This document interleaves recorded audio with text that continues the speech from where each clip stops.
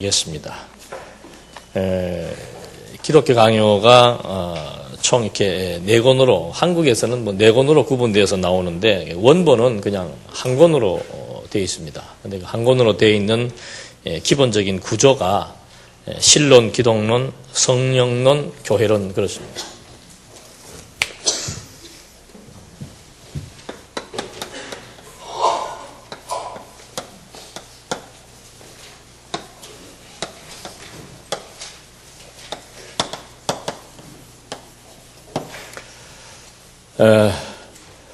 우리도 지금 화요일 날은 교회신학을 하고 있습니다만은, 교회신학이라고 하는 것이 성경에 있는 교리들을 정리해서 이렇게 주제별로 나열해 놓은 겁니다. 근데 보편적으로 이제 전통적인 교회신학의 구분이 교회신학이라고 해서 우리 장로교 교회신학의 기초를 놓은 분이 칼빈이에요. 그래서 이 칼빈이 가지고 있는 이런 신학적 구조에 의해서 그 후대에 와서 19세기, 20세기에 와서 많은 교회 신학자들이 나름대로 조금 더 세분화시켜서 정리되어 있는 책들이 이제 요즘에 많이 나와 있는 그런 조직 신학 책들인데, 크게 칼빈은 교회를 네 가지로 분류해서 신론, 기독론, 성령론, 교회론. 성령론과 교회론은 엄밀한 의미에서는 하나의 의미로서 성령의 내적 역사, 교회론은 외적인 사역, 이렇게 내적, 외적으로 구분해서 설명을 하기 때문에 크게는 신론, 기독론, 성령론 이렇게 구분을 할 수도 있습니다. 그래서 신론에서는 하나님의 신론에서 창조주 하나님, 그리고 그 창조주 하나님께서 인간을 하나님의 형상대로 창조했다. 이것이 이제 신론의 핵심 줄거리입니다. 그래서 이렇게 지금 전개해 나가는 칼빈의 논리의 중심이 있다 그랬습니다. 칼빈도 법학을 공부하고 논리학을 공부한 사람이 돼서 어떤 이론을 전개할 때 이론 전개의 논점이 분명합니다. 그래서 어떤 그 목적을 가지고 전개를 해 나가는데, 창조주 하나님을 말을 하고 그 창조주 하나님께서 인간을 하나님의 형상 따라 창조했다. 여러분들이 혹시 기억하시는 분들 계시는지 모르겠습니다만은 이 1권에서 신론을 공부했을 때 왜 이렇게 설명을 해 나가는지 우리는 그거를 찾아내는 거죠. 그러니까 전통적으로 칼빈을 공부하는 사람들은 칼빈이 이러이러한 논리를 전개했다는 것에 대한 답습을 하지만, 우리 성경신학은 왜 지금 창조주 하나님을 제일 먼저 내세우고 그 다음에 인간의 창조를 부각시키는가. 창조주 하나님께서 하나님의 형상 따라 인간을 창조했다는 것을 부각시키고 있다. 저희들은 신론이 모든 신학의 근간입니다. 뿌리예요. 신론을, 즉 다시 말해서 하나님에 대해서 알기 위한 것이 바로 신학의 출발이며 다예요. 여기는 이제 어떤 모종의 어떤 논점을 가지고 있죠. 그것을 향해서 지금 이론이 개진되고 있다는 것을 우리가 확인해 볼 수 있습니다. 그래서 여기서는 이렇게 말하는 이유가 뭔가, 창조주 하나님께서는 처음에 인간을 창조할 때는 선하게 창조했고, 그 선하게 창조한 그 상태가 뭔가, 하나님의 형상 따라 창조했는데, 하나님의 형상 따라 창조했다는 것을 강조하는 이유는 뭔가, 하나님은 자유자지요. 그래서 하나님의 형상 따라 창조된 인간도 하나님과 같이 자유의지가 있다. 이것이 이제 논점입니다. 그런데 뭐 한 거예요? 그런데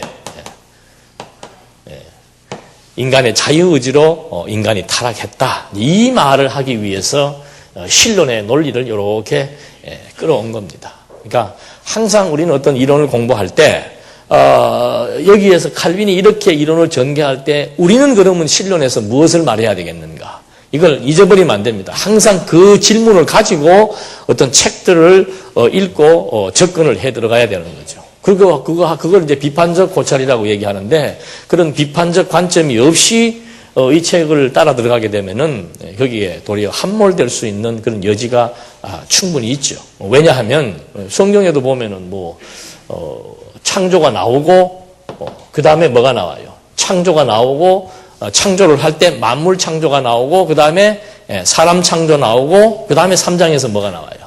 타락이 나오잖아요. 그러니까 도대체 이 언약 성취사적 성경신학과 어떤 관점에서 다른지를 우리는 정확하게 그 포인트를 가지고 접근을 해야 됩니다. 그래서 우리는 뭐 신론에서 제일 중요한 게 뭐예요? 신론 그러면은 뭐 하나님에 대해서 지금 성경 전체가 뭘 얘기하고 있는 겁니까? 하나님에 대해서 얘기하고 있는 거예요. 하나님에 대해서 뭘 어떻게 얘기하고 있는 겁니까? 그러니까 조금 우리는 포괄적 구도를 가지고 있어야 되죠. 그렇게 이렇게 질문을 하면은 하나님에 대해서 지금 하나님에 대해서 우리에게 주어진 텍스트가 뭡니까? 성경이죠. 그러니까 당연히 그러면 성경의 기록 목적이 뭐냐를 알아야 되는 거죠. 성경의 기록 목적이 타락한 인간 구원을 위한 것이냐? 그렇지 않으면은 성경을 기록한 목적이 하나님의 당신의 무엇을? 존재를 우리에게 확증시키기 위한 것이냐? 그걸 이제 우리는 계시적 관점이라고 얘기하는 겁니다. 그러니까 대부분의 많은 사람들은 그걸 좋아해요. 성경을 읽고 인간의 문제를 해결해 주는 것에 대해서 대부분에 있는 사람들은 다 거기에 대해서 의의를 제기하지 않습니다. 인간이 이렇게 타락했습니다. 하나님께서 타락한 인간을 구원하기 위해서 누구를 보낸 겁니까? 그리스도를 보낸 겁니다. 그리스도의 구속, 사역을 통해서 우리가 어떻게 해요? 타락으로부터 벗어나게 됐습니다. 그러면은 하나님께서 타락한 인간을 구속하기 위해서 그리스도를 보내셔서 그리스도의 구속 사역을 통해서 인간을 구원을 하셨는데 그 인간의 구원에 대한 직접적인 적용은 무엇입니까? 그게 성령이에요. 성령이 하는 일은 뭔가? 전통신학에서 성령이 하는 일은 뭡니까? 전통신학에서 성령의 역사를 얘기할 때 가장 중요하게 다루는 부분이 뭐예요? 구원론에서. 책을 좀 읽어오셨으면 금방 대답할 수 있는데 성령론 그러면은 전부 다 여기 보십시오. 출발을 무엇으로 했습니까? 타락으로 했으니까. 그리스도도 오셔서 하시는 일이 뭡니까? 타락한 인간을 구속하기 위한 사역에 초점이 맞춰지고 타락한 인간을 구속하기 위해서 그리스도가 모든 것을 다 이루었다. 그러니까 이루어진 그 구원 사역을 성령께서 뭐 하는 거예요? 적용시키는 거예요. 어떻게 적용시킵니까? 믿음. 그래서 믿음으로 말미암아 어디에 이른다? 구원에 이른다. 이게 성경에 다 있는 내용이에요. 그러니까 여러분 우리가 이 구조라고 하는 거, 성경 전체의 구조, 또 신학적 구조 이게 없으면은 이런 말들을 논박할 수가 없단 말입니다. 근데 이것이 잘못됐다고 우리가 비판할 수 있는 근간은 어디에 있는가? 성경 전체의 구조를 가지고 있고 그 구조에 의한 성경 신학을 우리가 기초로 하기 때문에 그 성경 신학 안에는 성경 구조 안에 성경 신학 안에는 항상 원리가 있고 방법이 있고 내용이 있고 목적이 있고 주제가 있습니다. 그래서 그 성경 자체의 원리와 내용과 방법 그리고 목적과 주제에 의해서 이런 부분들이 어떻게 잘못되었다고 우리는 판정할 수 있는 거죠. 그래서 이거 지금 성령론 앞으로 공부할 겁니다만 여기에서 제일 중요하게 다루는 부분이 뭔가? 역시 믿음이 있어야 무엇을 받아들일 수 있습니까? 그리스도의 구속사역을 받아들일 수 있는 거예요. 그래야 뭐 받을 수 있다? 구원받을 수 있다. 구원받은 사람들이 모여서 이루는 집단을 뭐라고 얘기하는 거예요? 그게 교회다 이 말입니다. 그래서 이 교회는 로만 카톨릭은 교회는 교황이 교회의 멤버가 되고 안 되고를 결정짓지만 우리 전통신학에서는 그리스도를 믿음으로 말미암아 모인 무리들을 교회라고 정한다. 해서 이제 그 다음에 제일 마지막에 나오는 것이 이런 논리, 구원받은 사람들이 뭐 한 거예요? 모여있는 공동체. 그걸 이제 교회라 하기 때문에 교회의 본질이 무엇이고 뭐 교회의 정치 형태가 어떻고 뭐 교회에서 행해지는 세례와 성찬이 어떤 의미가 있고 이런 것들을 이제 사권에서 다루게 되는 거죠. 나름대로 지금 논리가 있습니까? 없습니까? 있잖아요. 타락, 자유의지에 의한 타락, 그리스도의 구속 사역, 그리고 구속 사역을 믿음으로 말미암아 구원 얻은 자들의 모임, 이것이 교회. 논리가 있죠. 그러니까 이 칼빈을 지금 우리가 공부하는 이유는 뭔가? 저는 직접 참여를 안 해봐서 시간이 없어서 못했는데 저녁 때 우리 사연합회인가에서 신학 발표를 성경 발표 토론 시간을 가졌다고 그러는데 김경 목사님이 참여를 해서 말씀하시는데 그 발표의 수준은 일반 지금 신학회에서 발표하는 수준보다 훨씬 높다는 얘기를 해요. 그게 우리끼리 앉아서 칭찬하려고 하는 얘기가 아니고 그 주부들이 이제 30대, 40대 아기 키우는 아기 엄마 주부들이 어떤 논제를 가지고 발표를 했는데 그 발표 내용들이 수준들이 굉장히 높은 수준에 있다는 얘기를 하는데 왜 그런가? 그건 이제 아마 발표하신 분들이나 거기 참석하신 분들은 우리의 수준이 어느 정도인지를 잘 알 수 있습니까? 없습니까? 잘 몰라요. 우리 어떤 수준에 있는지 몰라요. 그래서 어떤 수준에 있는지를 알려면은 뭘 알아야 돼요? 주변을 알아야 돼요, 주변을. 지금 우리의 이것도 이 공부하는 이유도 마찬가지입니다. 우리 언약 성취사적 성경 신학의 수준이 어떤 위치에 있는지를 알기 위해서는 전통 신학에서 가장 중요하게 여기는 칼빈의 기독교 강요, 이 교리서와 대비해서 봤을 때 이게 현격한 차이가 있고 이 사람들은 왜 이런 논리로 전개할 수밖에 없었는지 그리고 이렇게 되면 무엇이 어떻게 되었기 때문에 잘못된 신학이 되는지 이걸 우리가 정확하게 이제 규명을 해내야 되는 거죠. 그래서 누누이 말씀드립니다만 이 시간은 성경 공부 다 마스터 하신 분들 그리고 성경 신학 공부 마스터 하신 분들 그리고 여기 앉아 계셔야 이렇게 찝어만 줘도 어떻게 콱콱콱 머리에 들어온다 이 말이죠. 그래서 여러분들이 항상 그거 안 되신 분들은 미리미리 예습을 좀 하셔야 됩니다. 그러나 이제 하나씩 보면은 아까도 말씀드린 대로 제일 중요한 것은 뭔가 우리는 그 성경 신학적 원리를 가지고 있기 때문에 항상 그 원리가 모든 것들을 다 함의하고 요즘에 그 정치 이슈가 용광로라고 얘기하는데 모든 신학적 사건들을 다 가지고 와서 녹여서 하나의 결론을 도출해낼 수 있는 용광로. 그것이 성경 신학이에요. 그러니까 정치적으로는 말만 용광로지 온갖 뜨내기 다 불러 모아서 녹아집니까? 안 녹아집니까? 안 녹아져요. 근데 여기는 녹아져요. 왜 녹아지는가? 원리가 있기 때문에. 그래서 항상 우리는 그 성경이 가지고 있는 원리를 정확히 늘 이 머릿속에 가지고 있어야 됩니다. 그 틀을 가지고 있어야 성경에 나타나는 어떤 사건도 거기에 탁 집어넣으면 바로바로 주제와 목적과 결과 또 내용과 방법 또 때로는 성질, 효능 여러 가지 역할 다양한 것들을 다 찾아낼 수 있다는 거죠. 그래서 가장 중요한 것은 성경 자체가 가지고 있는 계시의 목적이에요. 가장 중요한 성경 자체가 가지고 있는 계시의 목적은 뭐라고 그랬습니까? 신, 존재, 확정. 이걸 우리는 계시라고 얘기를 하는 겁니다. 하나님의 존재를 우리에게 확증시키기 위해서. 그러니까 결국은 신론으로 끝내는 거예요. 여기서는. 여기는 막 신, 기독, 성령에서 성부, 성자, 성령 이걸 삼위일체론적 교리신학이라고 얘기하는 겁니다. 성부, 성자, 성령 삼위일체론적 교리신학. 이걸 자꾸 이제 따로 구분해서 설명을 하다 보니까 엉기는 수가 많은 거죠. 그래서 여기는 우리는 저런 식으로 논조를 전개해 나가는 것보다는 항상 계시적 원리에 입각해서 그리고 성경 자체가 가지고 있는 원리에 입각해서 신존재를 확정케 하기 위한 원리가 뭐라고 그랬습니까? 언약과 성취이고 그 원리를 이루어내는 방법이 뭐예요?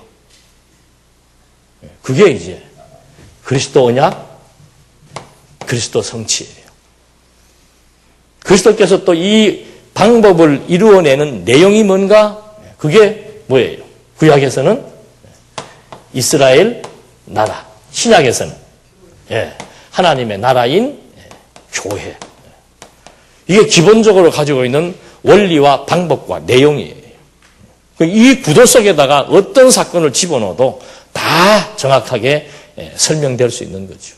그래서 이제 이렇게 되면은 계시의 목적이 신존재 확증이라. 여기는 계시의 목적이 뭐예요? 인간 구원이 되는 거죠. 차이가 나기 시작을 하죠. 그러니까 목적이 여기는 목적이 뭔가, 승리의 목적이 뭔가, 인간 구원에 있는 것이고, 여기는 계시의 목적이 뭔가? 신존재 확정에 있다. 하나님이 어떤 분이신 것을 우리에게 알게 하려 함이니라. 어떻게 알게 하는가? 그 원리가 당신 스스로 세운 언약을 당신 스스로 성취하심으로.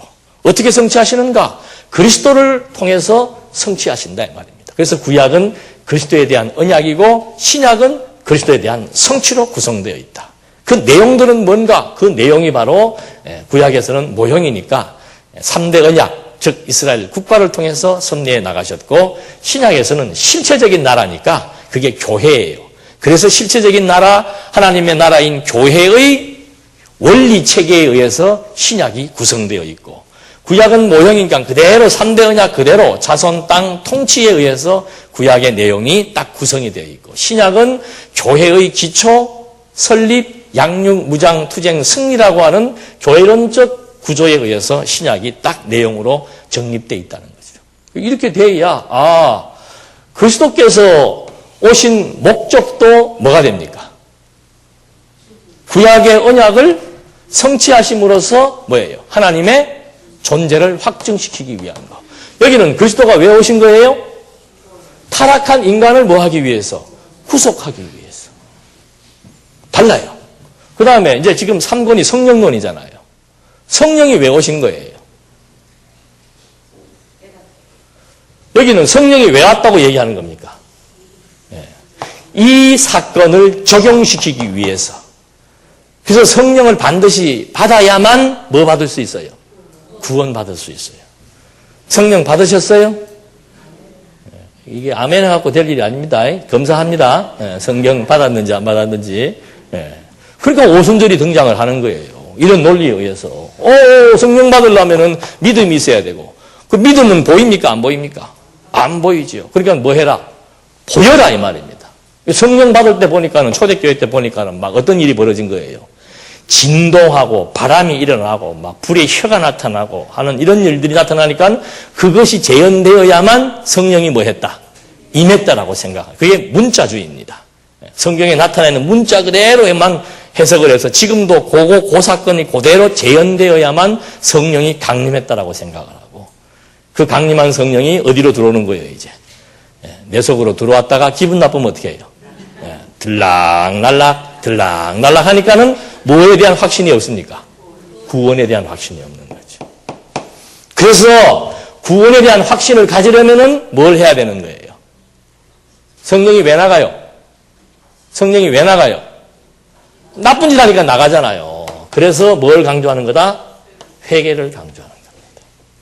그래서 회개를 강조할 때 그 회개를 하기 위한 하나의 또 방식이 또 뭐예요? 그게 기도예요.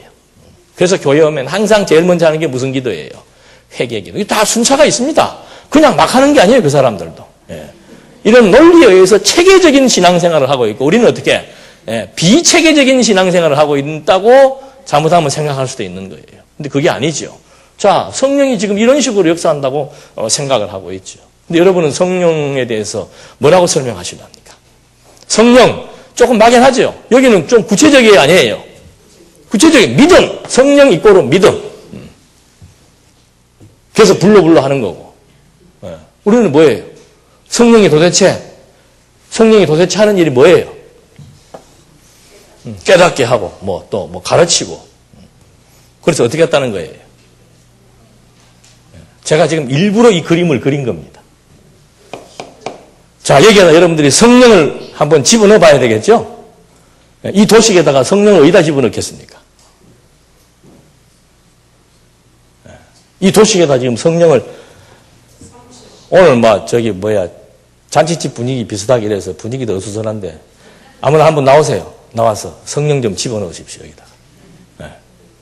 그래서 제가 지금 초반에 말씀드린 게 뭔가 하면은 언약과 성취, 그리스도, 나라 이게 원리와 방법, 내용이라고 말씀을 드리면서 시작을 하는 거예요. 이유가 있죠.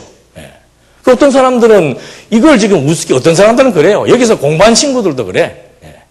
언약과 성취는 하나의 방법이지. 핵심 목적은 뭔가? 그건 구속이다. 성경 보니까 전부 구속만 나와 있더만. 그렇잖아요. 성경이 전부 구속 사건 아니에요. 구속 사건. 그러니까 원리가 도대체 뭔지를 모르고 이 구도를 정확히 파악하지 못하면은 그냥 성경 읽고 성경대로 해석한다고 하면서 문자주의에 빠지든지 아니면은 성경 읽고 해석하면 나타나는 건 이거밖에 없어요. 구속사. 이거하고 이거밖에 없는 거예요. 그러니까 자연스럽게 이러한 생활을 강조할 수밖에 없는 거예요. 근데 원리를 모르게 되면 이게 쉬워요. 그냥 예수 믿고 믿음 생활한다는 그것 자체가 그냥 신앙생활이다라고 딱 규정을 해버리고 그냥 이것이 그냥 익숙해져 살아가는 거예요. 그것이 불편한 줄도 모르고 내가 지금 노예생활 하는 건지 내가 정말 진정한 복음에 의한 생활을 하는 건지도 분간할 필요도 없이 그냥 여기에 매여서 전통적으로 살아갈 수밖에 없다 이 말입니다. 이거 공부했으면 정확한 것을 이해하고 살아야 되는 거죠. 그러니까 여기서도 보십시오. 자, 일단 성령은 어느 부분으로 와야 되겠습니까? 구조상 봤을 때 신약으로 와야 되죠. 왜요? 성취인데 누구를 통해서 성취한다 그랬습니까? 그리스도를 통해서 성취하는 거예요. 그러니까 무엇을 성취하는 거예요? 그러면 구약 전체가 가지고 있는 그 언약을 어떻게 해요? 성취하는 거죠. 구약 전체에서 핵심 이 구약의 언약을 성취하시는 중심 인물이 그리스도라 그랬잖아요. 그래서 구약에서는 계속해서 내가 누구를 보내겠다? 그리스도를 풀면은 뭐예요? 기름 부음 받은 자를 보내고 또 누구를 보내겠다? 하나님의 아들을 보내겠다. 이게 이제 압축하면 그리스도 언약에 대한 압축 내용이에요. 그러니까 그리스도 성취니까 첫째는 누가 성취한 거예요? 예수 자신이 무엇을 성취하는 겁니까? 예수 자신이 무엇을 성취하는 거예요? 구약이라고 얘기하지 말고 제가 지금 구약에서 무엇이라고 말해드렸잖아요.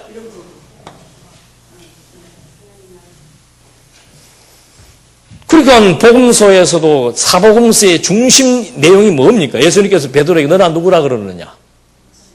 당신은 누구예요? 당신은 누구예요? 그리스도시요라는 말은 뭡니까? 기름 부음을 받은 자요. 또 뭐예요? 하나님의 아들입니다. 그게 그대로 예수 자신의 행적을 통해서 뭐 한 거예요? 성취한 거라 이 말입니다. 사복음서의 내용이. 사복음서의 성취의 방법은 네 가지로 구분되는 거죠. 직임과 신분과 사역과 본성인데 직임, 신분, 사역, 본성을 증거하기 위해서 나타나 있는 내용들이 뭔가 하면은 구속, 사역이 거기에 함유되어 있는 거라 이 말입니다. 구속, 사역이 목적이 아니고 예수가 그리스도이심을 지금 증거하기 위해서 구약의 언약을 예수 자신의 행적을 통해서 성취하는데 어떻게 성취하는가? 그의 직임과 신분과 사역과 본성을 통해서 성취하는데 그 성취하는 방법 중에 하나가 포함된 것이 뭔가? 구속, 사역이라 이 말이에요. 그 하위 주제예요, 하위 주제. 이런 걸 얘기를 해도 여기는 뭐 구속 사역에 대해서 뭐 등한시하고 구속 사역을 가르치지 않고 여기는 뭐 예수의 십자가가 빠져 있고 그 소리를 누구 하는 거예요? 여기서 공부하고 나간 사람들이 그런 소리를 하는 거예요. 그동안 공부를 잘못했다는 소리죠. 그대로 나와 있잖아요. 자, 그러면 여기에서 왜 해필 직임을 다루는 겁니까? 자, 요거의 중심이 지금 요거라고 얘기했잖아요. 구약과 신약이 연결됩니까? 안 됩니까? 연결이 되려면은 제일 먼저 나와야 될 게 뭐예요? 기름 부은 받은 자가 나와야 되잖아요. 그래서 아브라함과 이 기름 부은 자가 어디에서 나왔다? 혈통을 소개해야 될 거 아니에요. 아브라함과 다윗의 자손으로 오신 예수는 누구이다? 기름 부음 받은 자다 그 말이에요. 그러면 그리스도라고 하는 것이 이 기름 부음 받은 자가 왜 중요한가? 내용하고 또 연결되는 겁니다. 이스라엘 국가를 다스리는 통치하는 중요한 직임이 뭔가? 그게 삼직이에요. 구약에서 이스라엘 민족들을 지금 다스려 나갈 때 필요한 아주 중요한 직임이 뭔가? 그게 이 삼직이란 말입니다. 나라를 지금 하나님께서 이스라엘 백성들을 세워서 그 나라를 지금 끌어나갈 때 필요한 직임이 뭔가? 그게 기름 부음 받은 세 가지의 직임이에요. 그러니까 이스라엘 나라를 이끌어 가려면 뭐가 필요한 거예요? 첫째는 그런지 우리가 알죠. 선지자가 하는 일이 뭐예요? 교육이죠, 교육. 이스라엘 국가를 지금 끌어나가는데 세 가지가 필요한 거예요. 교육이 필요하단 말입니다. 이 교육을 누구를 통해서 하는 겁니까? 선지자를 통해서 하는 거예요. 교육의 내용은 뭐예요? 교제는 뭐예요? 교제. 율법이죠. 율법을 선지자들로 하여금 가리키게 해서 하나님이 어떻다? 살아계신다는 사실을 알게 해주는 거. 왜? 하나님 나라, 즉 하나님 나라, 이스라엘은 하나님 나라의 모형이잖아요. 이스라엘은 하나님의 백성이에요. 하나님의 백성이니까 누구를 알아야 됩니까? 하나님에 대해서 알아야 되죠. 어떻게 알게 해주는가? 선지자들을 통한 교육을 통해서 백성들에게 율법을 가르쳐서 하나님을 지금 알게 해주는 겁니다. 그것이 이스라엘 국가의 유지 방식이란 말입니다. 유지 방식. 국가를 이끌어 나가는 하나님께서 방식이에요. 두 번째는 누가 나와요? 왕이 나오죠. 그건 다른 말로 하면 뭡니까? 정치예요. 교육과 정치. 왕의 필수 조건이 뭡니까? 왕은 신명기에 나오죠. 왕은 어떻게 해야 된다고 나옵니까? 뭘 가까이 해라? 에? 율법을 가까이 해야 된다. 율법책을 가까이 해야 돼. 왕은. 왜? 율법으로 나라를 뭐 하니까? 다스려야 되니까. 그 말은 다른 말로 하면 뭡니까? 하나님의 뜻을 중심으로 백성들을 다스려 나가야 되는 거예요. 하나님의 백성들을 율법을 통해서 하나님이 어떤 분이신 줄 알게 하고 그 나라를 다스릴 때도 항상 왕의 뜻이 아니고 하나님의 뜻을 중심으로 정치를 하게 하고 마지막 남아있는 게 뭐예요? 제사장이죠. 그건 뭡니까? 일종의 종교라고 볼 수 있죠. 제사장이 하는 일이 뭡니까? 율법으로 뭐 하는 거예요? 백성들을 심판하는 거예요. 정죄하고 사죄하는 일을 하는 거죠. 이것이 구약에서 이스라엘이라고 하는 이 국가를 이끌어 나가는 통치 형태의 역할들이다 이 말입니다. 그래서 이 세 가지 일을 하는 사람들을 세울 때는 하나님이 반드시 뭘 부은 거예요? 기름을 부은 거예요. 그러니까 지금 여기도 하나님이 뭘 세우고자 하는 겁니까? 하나님의 나라인 교회를 세우고자 하는 거죠. 누구를 통해서? 그리스도를 통해서 세우기로 하나님께서 언약했잖아요. 그래서 제일 먼저 나오는 것이 뭔가 하면은 구약과 연관성이 있어야 되니까. 기름 부음 받은 자에 대한 소개를 마태복음에서 하는 거예요. 그래서 예수님은 막 영원한 선지자, 영원한 왕, 영원한 제사장으로서 완벽하게 구약에서는 이 사람들이 각각 다른 지파에 의해서 다른 계보에 의해서 했지만은 예수님은 이 세 가지 직무를 혼자서 다 완수하시기로 구약에서 언약이 된 거죠. 그래서 마지막 예언서에 보면 내가 누구를 보내겠다? 나의 종, 기름 부음 받은 나의 종을 보내겠다고 예언서에서 다 지금 예언을 해주고 있는 거예요. 그래서 마태복음에서는 제일 먼저 나오는 것이 뭔가? 바로 기름 부음 받은 자로 오신 예수. 그가 바로 누구이다? 말 그대로 기름 부음 받은 자인 그리스도이시다. 그걸 어떻게 알 수 있는가? 구약과 똑같은 거예요. 하나님 나라를 지금 세워나가고 하나님 나라를 다스리기 위해서는 당신이 직접 말씀이 뭐가 되어서 육신이 되어 와서 하나님에 대해서 어떻게 해요? 확실하게 우리에게 교육해주고 있고 그 말씀이 바로 우리를 뭐 하는 거예요? 다스려 나가시고 그 말씀에 의해서 영원한 생명과 영원한 사망을 심판하시는 진정한 기름 부음 받은 자 그리스도를 지금 여기서 증거해주고 있는 거죠. 그러니까 이런 구조 없이 지금 이렇게 생각해버리면 그리스도를 구속 사역 하나밖에 생각할 수가 없는 거예요. 자, 그 다음에 중요한 것이 뭐예요? 하나님의 뭐예요? 아들이에요. 하나님의 아들. 하나님의 아들에 대해서 어떻게 지금 예수가 당신이 하나님의 아들인 걸 증거해 주는가? 두 번째가 뭐예요? 신분이에요. 본래의 신분은 뭡니까? 하나님의 아들이에요. 그 아들, 하나님의 아들이 변화된 신분을 통해서 내가 누구이다? 하나님의 아들이다. 그걸 소개해 주는 겁니다. 세 번째는 뭔가? 하나님 아들의 뭘 통해서? 사역. 하나님 아들의 사역은 무슨 일이에요? 하나님 아들이 해야 될 일이 뭡니까? 하나님 아들만이 해야 될 수 있는, 하는 일, 할 수 있는 일, 해야 될 일, 그게 뭐예요? 나라 세우는 거잖아요. 내용이.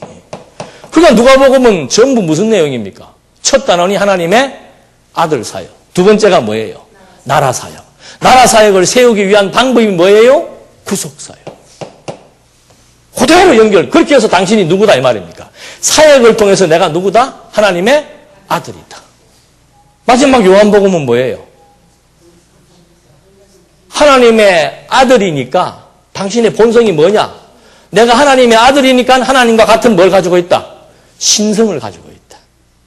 그래서 말씀이라고 하는 태초부터 계신 말씀에 대해서 증거해 나가면서 하나님께로부터 왔다가 하나님께로 다시 간다라고 하는 과정을 통해서 내가 하나님과 똑같은 신성을 가지고 있기 때문에 아버지와 아들은 속성이 같아요, 틀려요? 닮잖아요. 그래서 내가 하나님의 아들이다.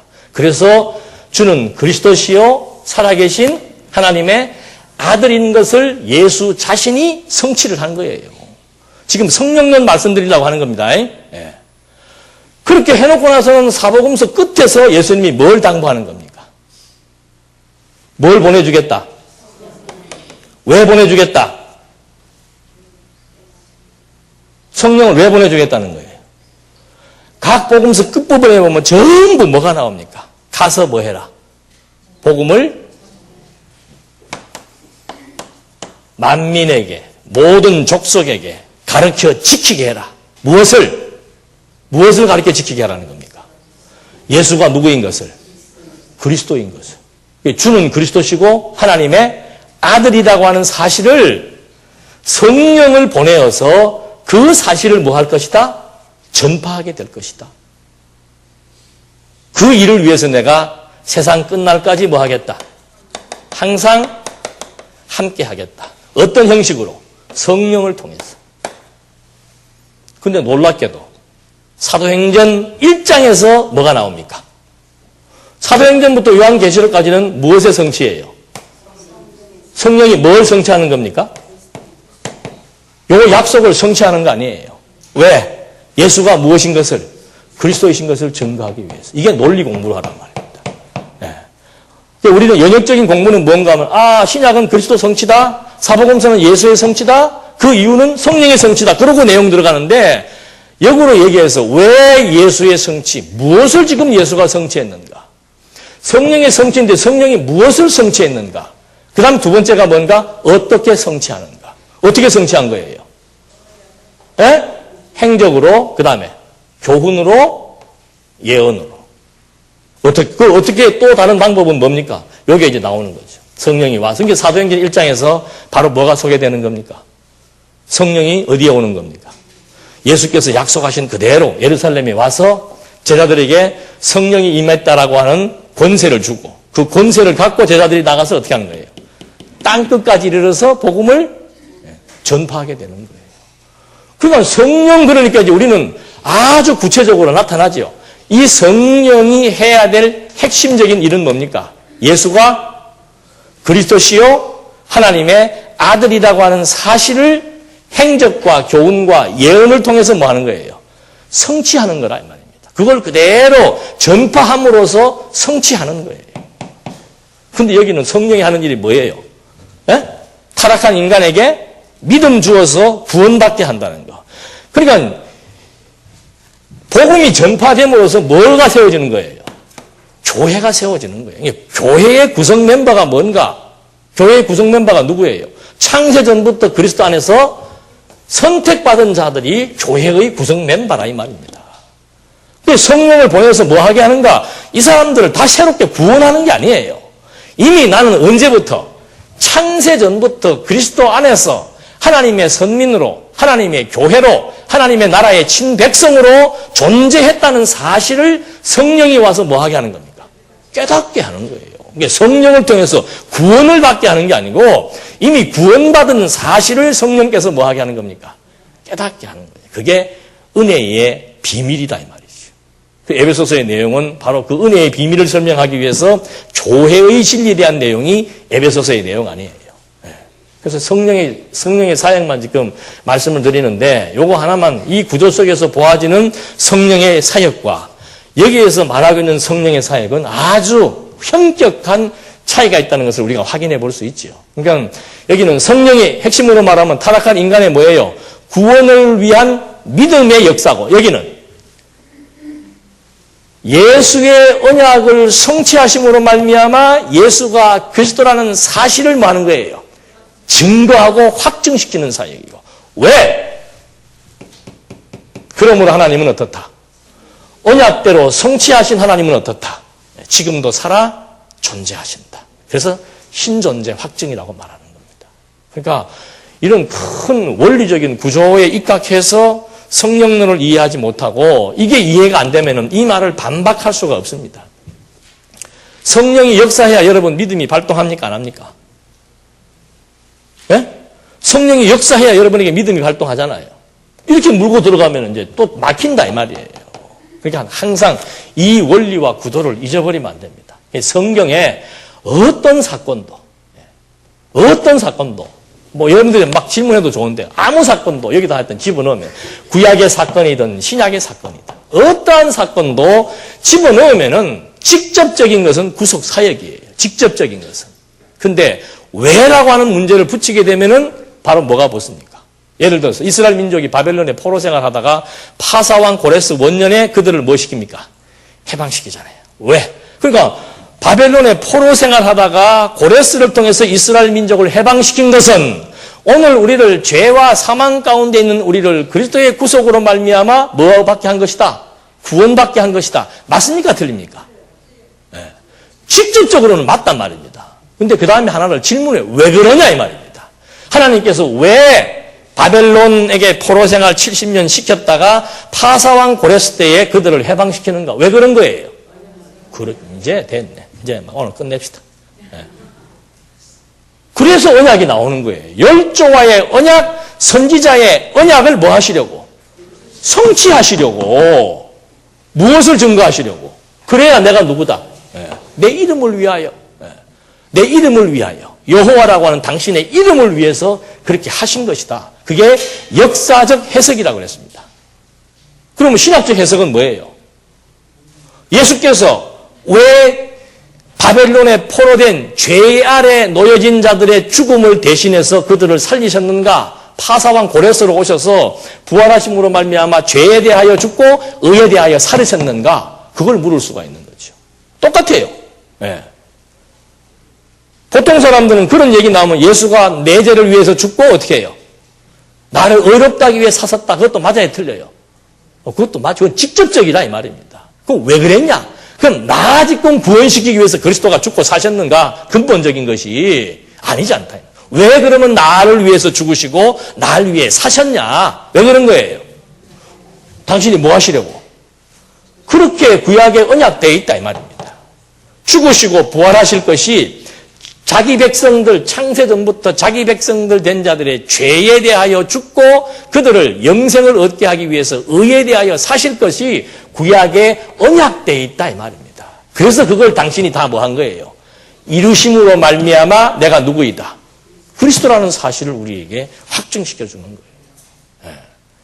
그래서 이 기본 공식이 이제 여러분들이 이것만 공식을 가지고 지난번도 그런 말씀 드린 적이 있습니다만은 어떤 사건이든 대입을 시키면 돼요. 어떤 사건이든. 자, 지금 아까도 말씀드린 데 사복음서에 일렬적으로 다 나와 있는 게 뭐예요? 그리스도의 죽음과 부활이에요. 이거 다 나와 있어요. 왜 죽으시고 왜 부활해야 됩니까? 전통신학에서 볼 때는 왜 죽으시고 왜 부활한다고 얘기했어요? 나의 뭐 때문에? 죄 때문에, 나의 뭐 때문에? 의 때문에. 그게 다예요. 그러니까 예수님께 누굴 위해 죽으셨다? 매일 그 소리만 하는 거예요. 그래서 십자가 뻘건 피 그려놓고 이 피는 누구를 위한 피다? 나를 위한 피다. 근데 너 지금 어떻게 살고 있느냐? 주를 위해 살고 있어요? 안 살고 있어요? 뭐 해라? 회개해라. 그리고 항상 날 위해 죽으시고 부활하신 그분의 은혜를 위해서 뭐 해라? 보답해라. 이게 생활이에요. 그게 다예요. 그러니까 여기에서 신존재 확증이 나타납니까? 안 나타납니까? 안 나타나요. 진짜 하나님에 대한 존재 확증은 나타나지 않고 항상 무엇만 지금 부각되고 있습니까? 우리가 어떻게 살아야 되는가? 여기에만 초점이 맞춰진다 이 말이에요. 이게 종이 한 장 차이입니다. 그래서 이게 어려운 거예요. 거의 모든 신학자들이 전부 이 얘기만 다 하고 있는 거예요. 종이 한 장 차이입니다. 그러니까 뭐 들으면 맞잖아 그런 사람들 많다니까. 부분으로 맞죠, 부분으로. 그러나 이렇게 하시는 근본적인 왜 죽으시고 왜 부활했는가? 그건 당신이 누구인 것을, 그리스도인 것을. 구약에서 죽으시고 부활할 것을 구약의 역사가 예언을 했고, 구약의 시가 예언을 했고 구약의 선지자들이 다 죽음과 부활에 대한 예언을 한 거예요.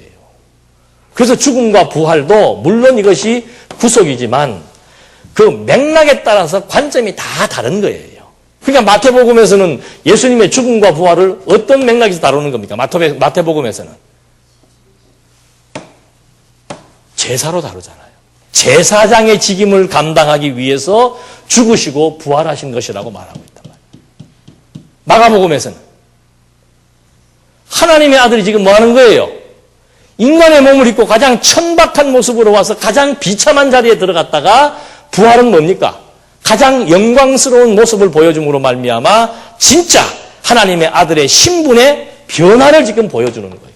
똑같이 죽고 부활한 것인데 이게 지금 단순하게 뭐 나 때문에 죽고 나 때문에 살고 이것은 지엽적인 얘기란 말입니다. 누가복음은 뭐예요? 말 그대로 구속 사역이에요. 진짜 여기에서는 우리의 죄를 위해 죽고 우리를 의롭게 하기 위해 살으셔서 자기 백성 만드셔서 뭐 세우는 겁니까? 하나님의 나라 세우기 위한 방편으로서의 죽음과 부활이죠. 마지막에 요한복음은 뭐예요? 왜 죽으시고 부활하는 거예요? 당신이 누구인 것을? 생명의 변화예요. 생명의 변화. 자기 몸을 죽였다가 자기 스스로 사는 사람이 있습니까? 없습니까? 한 사람도 없습니다. 누구밖에 없습니까? 신밖에 없다니까. 당신의 하나님과 같은 신성을 지녔다는 사실을 보여주기 위해서 당신의 생명을 가지고 지금 우리에게 증거해 주는 거예요. 그래서 요한복음 1장에 보면 태초에 말씀이 있었는데 그 말씀이 비치고 그 비단에 뭐가 있다고 그러는 거예요? 생명이 있다는 겁니다. 그래서 요한복음에는 죽음과 부활에 대한 것을 자세하게 설명하고 있는 거예요. 왜? 그것이 생명을 움직임으로 말미암아 당신의 본성이 하나님이라고 하는 사실을 증거하기 위한 맥락에서 예수의 죽음과 똑같은 부활도 이렇게 다른 관점에서 증거되고 있다 이 말입니다. 이렇게 입체적으로 증거함으로써 죽음과 부활 사건을 통해서 예수가 누구인 것을, 그리스도인 것을 우리에게 확증해 주는 거예요. 그러니까 이게 위로부터 내려오는 계시적 관점이냐, 타락한 인간을 구원하고 그들로부터 구원받은 이후의 생활을 강조하기 위한 아래로서부터의 관점이냐, 이거는 완전히 정반대의 개념을 가질 수밖에 없다는 것을 우리가 그동안 계속 공부하면서 확인을 해보고 있는 겁니다. 그래서 여러분 성경 개론 공부하는 것이 그게 그냥 단순하게 뭐 성경 뭐 이게 아니에요. 그게 확실하게 들어와 있어야만 여러분 스스로가 이렇게 여기다, 이게 용광로라 그랬잖아. 여기에 어떤 것도 들어오면은 다 녹아서 결론은 하나밖에 없도록. 항상 이 중간에 그러므로, 어떤 사건이든지 그러므로 예수는 누구이다? 그리스도이시다. 성령이 왜 왔다고요? 성령이 왜 왔다고요? 지금 성령론이니까. 한번 정리합시다. 왜 온 거예요? 예수의 언약대로 성령이 오셔서 예수의 언약을 성취하기 위해서 온 거예요. 그러므로 성령의 성취 사역을 통해서 예수가 누구이다? 그리스도이시다. 예수를 그리스도라고 보내시겠다고 언약하셨으므로 하나님은 어떻다? 지금도 살아 존재하신다. 그래서 우리 기독교는 확증이에요. 확증. 맹신이 아니고 막연하게 믿는 것이 아니고 확증입니다. 확증. 확증적 논리, 진리, 체계, 이것이 성경 신학이 가지고 있는 구조라 이 말이죠. 그래서 굉장히 이것은 중요한 겁니다. 어떤 신학적 주제든 어떤 사건이든 어떤 교리든 간에 여기에 집어넣어야만 제대로 해석이 되는 거예요. 창조도 마찬가지고 인간의 타락도 마찬가지고 타락도 타락한 이유, 목적. 여기서는 전부 타락한 이유, 목적은 뭔가? 인간이 자유의지로 타락했기 때문에 구원한다 이렇게밖에 말 못하잖아요. 근데 우리는 그 타락을 어떤 관점에서 말할 수 있습니까? 타락을. 하나님의 언약은 무엇과 상관이 없다? 인간의 타락과 상관없이 뭐 한다? 이루어진다 그 말입니다. 그 타락한 백성을 당신이 구원하시는 거예요. 뭘 보여주기 위해서? 당신의 이름을 걸고 하는 겁니다. 내가 한 말은 인간의 타락이나 자연 만물의 어떤 방해나 공작이나 사단의 역사나 어떤 것과 또 상관이 없이 내가 아담에게 세운 언약은 반드시 뭐한다? 둘째 아담 그리스도를 통해서 성취한다. 그 타락을 이해하는 관점도 신존재 확증의 관점, 언약을 성취하기 위해서 하나님의 언약은 인간의 범죄와 타락과 상관없이 뭐 된다? 이루어진다. 그러니까 이 초반부에 아담의 타락, 아담의 범죄, 가인의 범죄, 인류의 범죄가 나오면서 이 범죄의 핵심이 뭐예요? 범죄 사건의 핵심이 하나님의 뭐예요? 용서 아니에요, 용서. 왜 용서 아니냐 이 말입니다. 왜? 사랑 때문에? 그건 일반 신학이죠. 하나님이 왜 용서하시는가? 하나님이 사랑이 많아서 우리 용서했다. 사랑에 보답하자. 그 얘기로 전락하는 것이 아니고 왜 용서했는가? 앞에 뭐가 있으니까. 그래서 구약에 보면은 시편에 그런 말이 나오잖아요. 이 모든 섭리를 시편 기자가 뭐라고 말하는가? 하나님 왜 그렇게 섭리해 나가시는가? 누구의 이름을 위하여? 내 이름을 위하여. 내가 역사를 섭리한다라고 말씀하시는 대목들이 나옵니다. 그래서 이 3권의 그 구조를 보게 되면은 전체 3권의 구조를 보면은 크게는 성령의 사역, 성도의 생활, 성도의 칭의, 기도, 예정, 부활 이렇게 나눌 수가 있습니다. 왜 그렇게 나누는가? 성령의 사역은 아까도 말씀드린 대로 이제 책 보면 나와요. 책에서는 25개의 장으로 구분되어 있는데 그걸 크게 나누면은 제일 첫 번째 나오는 것이 성령의 사역이에요. 성령의 사역에서 핵심은 뭔가? 신앙이라고 그랬습니다. 신앙. 믿음. 성령이 와서 하는 일은 뭔가? 믿게 했다. 근데 자꾸 믿음의 생활을 제대로 못하니까 뭐 해야 된다? 회개해야 된다. 이게 이제 그 첫 번째 성령의 사역에 있어서의 중요한 관건이고, 그 다음에는 이제 뭐가 강조되는가? 아까도 말씀드린 대로 구원의 은혜에 보답하는 생활. 그래서 칼빈이 자기 십자가를 지는 생활을 강조하고 있는 거예요. 그걸 이제 더 강조하기 위해서 뒷받침되는 그 교리가 뭔가 하면 칭의와 자유와 기도죠. 야, 하나님께서 이 죄인을 하나님이 그저 우리에게 어렵다고 하지 않았는가. 그러니까 자꾸 보답하자. 믿음으로 말미암은 생활을 해야 되는데 제대로 못하니까 회개도 해야 되고, 그 회개를 더 강조하고 믿음의 생활을 더 촉진시키기 위해서 그 다음에 칭의 교리를 설명해 주는 겁니다. 우리는 칭의 교리가 왜 중요한 거예요? 하나님이 그리스도가 우리를 왜 어렵다고 한 겁니까? 언약이에요, 언약. 그러니까 여기는 그 칭의라고 하는 것이 단순히 죄인을 구원하기 위한 하나의 구원의 수단으로서만 말하고 있다 이 말이죠. 그 다음에 칭의를 지속시키기 위해서는 계속 뭐 해라? 기도해라. 그리고 이 기도를 또 강조하기 위해서는 우리가 창세전부터 하나님으로부터 뭐 받은 자들이다? 구원받기로 예정된 자들이다. 계속해서 하나님의 은혜만을 지금 강조하기 위한 논리로 나오는 거죠. 그리고 마지막에 우리가 마지막 우리의 삶은 뭔가? 그게 부활이다. 이렇게 좋은 것이 기다리고 있으니까 우리 어떻게 살자? 은혜에 보답하는 생활을 하자. 이것이 이제 전통신학에서 말하고 있는 성령론의 핵심입니다. 다음 시간 여러분들이 책을 좀 미리 읽고 오셔서 이제 그 실제로 그 내용들이 어떻게 전개되고 설명되고 있는지를 확인해 보도록 하겠습니다. 기도하시겠습니다. 하나님 아버지, 이제 성령의 역사에 대해서 우리가 구체적으로 확인해 볼 수 있는 시간을 갖게 되었습니다. 이 칼빈이 주장하는 성령론과 언약 성취사적 맥락에서 입증되는 성령론에 대해서 비교 검토해 보면서 정말 우리는 이 시간을 통해서 다시 한번 하나님의 살아계심에 대한 확증을 갖고 신앙생활을 해나갈 수 있도록 우리에게 지혜의 문을 열어주심에 대해 다시 한번 감사드리고, 이것이 이론과 학습으로 끝나는 것이 아니고 실제 우리의 삶 속에서 신존재 확증에 의한 가치관과 인생관이 구비되면서 아름답고 선한 삶 살아갈 수 있도록 인도해 주시옵소서. 예수님의 이름으로 기도드립니다. 아멘.